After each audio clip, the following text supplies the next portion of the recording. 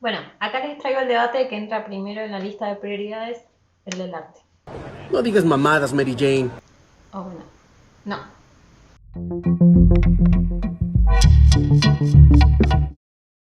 ¿Puede la inteligencia artificial ser considerada artista? ¿Estamos otra vez ante la hipótesis de la muerte del arte o la muerte del artista? En pleno auge del fenómeno de inteligencia artificial, se instaló el debate y preocupación en muchos ámbitos profesionales y sociales respecto a cuáles son las regulaciones que tendrá la inteligencia artificial en su desarrollo y qué beneficios o consecuencias traerá en los ámbitos laborales. La industria creativa no está primera en la lista de debates tecnológicos, pero es importante entender lo relevante que son las creaciones artísticas en la representación cultural y en cuestiones de ética de la inteligencia artificial y en lo que es inclusión. Fácil, solo necesitas una caja. Imaginación. El arte es un tema súper complejo que involucra el análisis de muchas áreas y la creatividad humana es algo que no entendemos completamente cómo funciona, pero vamos por partes. Estas son obras creadas por Lev Perlokov y estas son obras creadas por Mario Klingemann.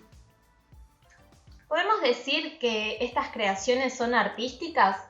¿Qué características tiene la obra de arte? Muy bien, Bob Esponja, pon mucha atención. Según Luis Farré, la obra de arte tiene tres características. Aparece la idea del genio artístico, capaz de integrar la actividad consciente e inconsciente. Lo consciente es objetivo, son criterios y conocimientos elegidos a la hora de crear, y lo inconsciente es lo subjetivo, como ser el carácter moral y los juicios éticos. Cuando una obra se materializa, estos se complementan. El artista tiene la necesidad de producir. Dice que es una fuerza natural, algo así como una lucha interior entre un inconsciente tratando de resguardarse y un artista que termina exorcizándose en la obra. Es una contradicción infinita. La obra materializada es finita, termina en el extremo del papel o en la última pincelada. Vendría a ser el objeto cuadro en sí mismo. Pero lo que está pintado ahí es la representación de ideas y las ideas son infinitas.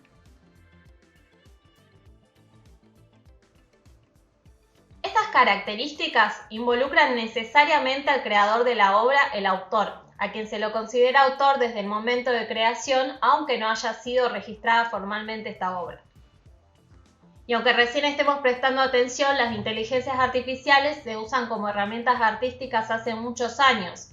Por ejemplo, en el 3D para las texturas, transparencias, luces y sombras, o la corrección de colores en el cine, también la interpolación en la animación, entre otras.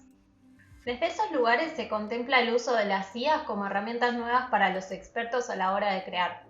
Pero cada vez las empresas ofrecen más fácil acceso a estas herramientas y se abren incógnitas sobre la autoría, propiedad intelectual y originalidad de la obra.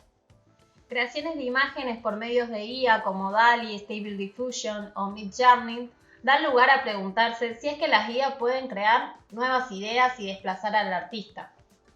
No lo sé, tú dime. Para esto es necesario hablar de creatividad.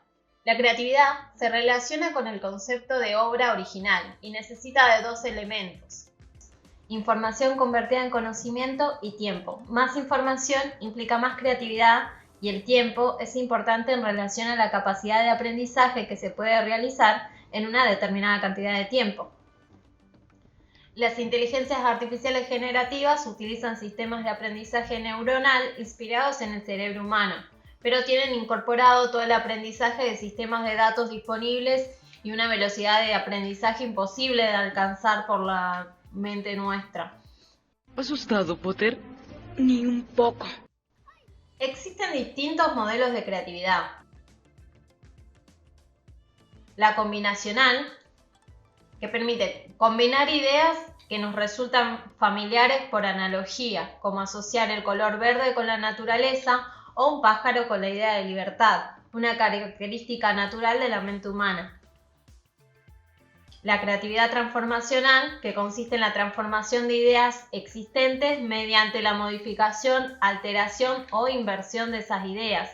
Es más complejo y requiere mayor conocimiento. Sin embargo, sus resultados son más originales y significativos.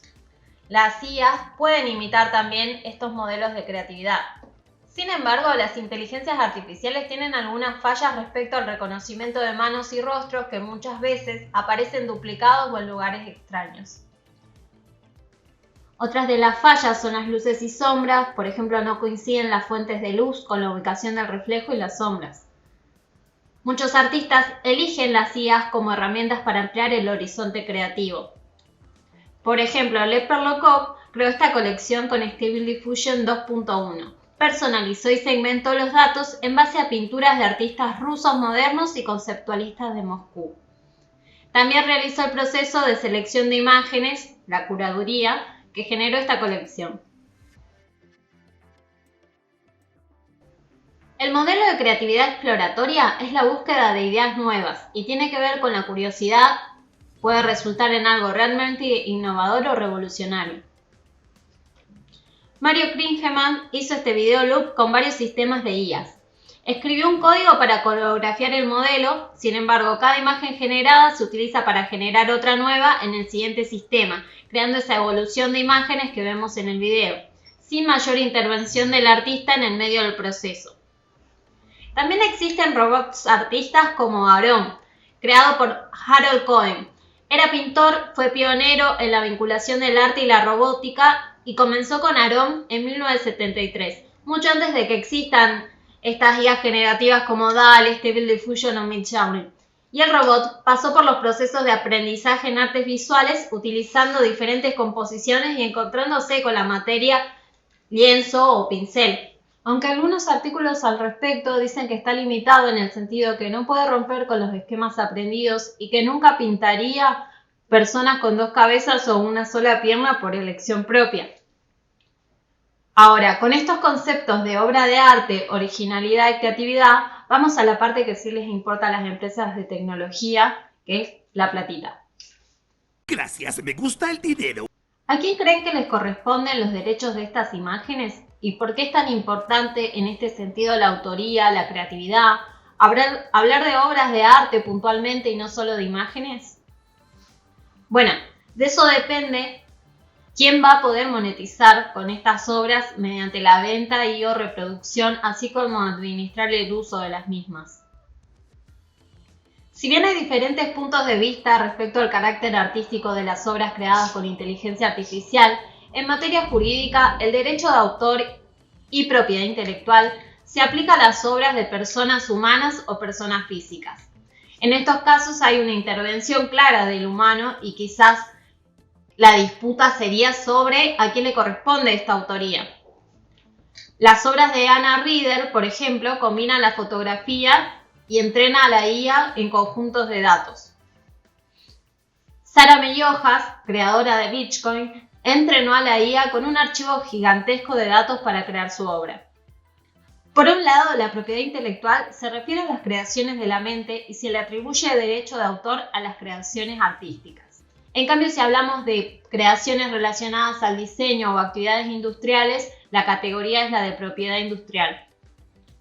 En estos casos, donde hay un rol fundamental del humano, el derecho de autor y propiedad intelectual entra en conflicto respecto a la titularidad de los mismos. ¿A quién le corresponde la autoría? ¿A los creadores de la inteligencia artificial? ¿Al artista que pronteó o entrenó a esa inteligencia? ¿O debe ser un acuerdo entre partes? ¡Qué profundo! No tengo la menor idea de qué pasa. La dificultad radica en lo subjetivo que puede ser determinar cuánta participación humana hay en estos procesos y cuánto es el aporte creativo de las IAs. Bajo la normativa actual también es difícil saber si se puede clasificar de manera tan tajante al autor y a la obra. Si es que la inteligencia es coautora intelectual, en tal caso los derechos no se atribuirían a las IAs por no ser personas físicas. Ahora, en casos de IAs que producen directamente sin una dirección humana pronteos simples o IAs artistas como Aaron, se pone en discusión la creación de nuevas figuras jurídicas. Sin embargo, detrás de esa persona electrónica siempre hay un humano que responde. Habría que pensar de qué manera esos derechos serían aplicables y en qué beneficiaría que se otorguen a un ente robótico o digital. No cabe duda que ante una nueva revolución tecnológica siempre hay nuevas preocupaciones y estas implicancias tienen relación directa con la economía y las concentraciones de poder.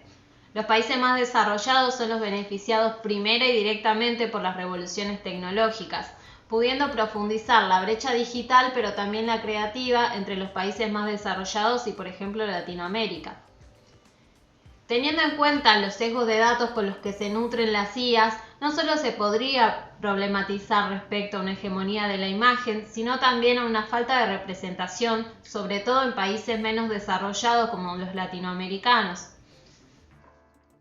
Por eso es importante que los estados se involucren en los tratados, normativas y discusiones sobre inteligencia artificial e inviertan en incentivos a la investigación y recopilación de acervos artísticos que reflejen la variedad cultural y generen acuerdos con empresas de inteligencia artificial para la investigación, se involucren en debates sobre ética, valorando la relevancia de los aportes culturales, ya que los tratados y normativas están pensados desde la perspectiva del norte, de países más desarrollados, y al no hacerlo implicaría una mayor brecha digital entre estos y América Latina.